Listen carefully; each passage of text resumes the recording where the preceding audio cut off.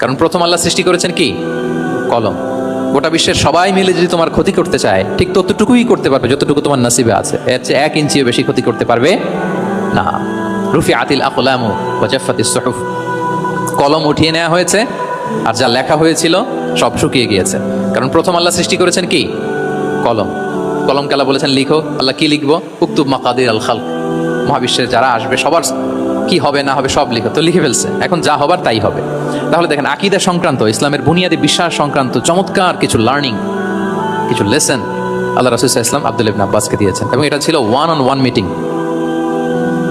Private learning session. আর কেউ ছিল না তখন। আব্দুল্লাহ ইবনে আব্বাস এটা শুনেছেন এবং আমাদের কাছে বর্ণনা করেছেন।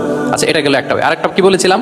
একটা তো প্রাইভেট লার্নিং সেশন, আরেকটা পাবলিক। বলেন আমার সাথে, মেক এ নয়েজ। আরেকটা কি? Public learning session. ওইটা একা একা না, হয়তো অনেক সাহাবী একসাথে আছে, তাদেরকে কিছু বলছেন বা শেখাচ্ছেন। অথবা হিউজ কংগ্রেগেশন, অনেক বড় গ্যাদারিং। লেটস সে মসজিদে নববীতে তিনি যে খুতবাগুলো দিয়েছেন, প্রায় 10 বছর তো তিনি খতিব ছিলেন। এই যতগুলো খুতবা দিয়েছেন, এটা অফকোর্স কি? Public learning session. বিভিন্ন প্রেক্ষাপটে জনপরিসরে দেয়া রাসূল সাল্লাল্লাহু আলাইহি ওয়াসাল্লামের যে শিক্ষামূলক বক্তব্যগুলো, এগুলো পাবলিক লার্নিং সেশন। বিদায় হজের ভাষণ বিশাল এক কংগ্রেগেশনের সামনে তিনি অ্যাড্রেস করেছিলেন, ওইটা কি ছিল? Public learning session. তাহলে সেখানের পদ্ধতিটা বেসিকলি 2 ধরনের। একটা ছিল, বলেন আমার সাথে, একটা ছিল প্রাইভেট লার্নিং সেশন, আর একটা পাবলিক লার্নিং সেশন। আচ্ছা, এই তো, লেটস মুভ অন।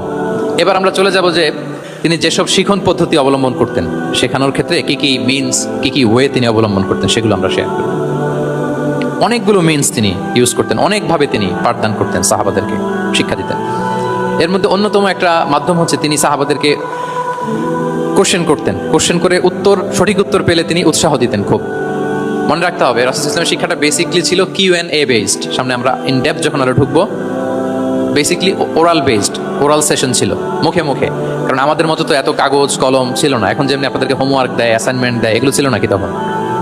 রাসূল ইসলামের সময় অ্যাসাইনমেন্ট দেওয়ার রীতি ছিল? বলেন, আপনাদের অ্যাসাইনমেন্ট দেয় স্যাররা? হ্যাঁ, সবাইকে দেয়? ভাল লাগে অ্যাসাইনমেন্ট করতে?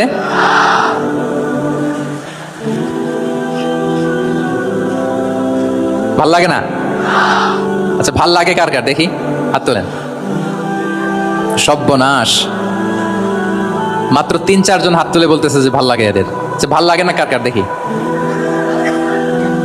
ইয়া আল্লাহ, আল্লাহ তাআলা হেদায়েত দান করুক আমাদেরকে। আচ্ছা, এবার 2 বারের 1 বারও যারা হাত তোলেন নাই তারা হাত তোলেন। একদল আছে খুব চালাক, ভাবে যে কোন কোন দলে কখন হাত তুলে আবার কোন বিপদে পড়ি।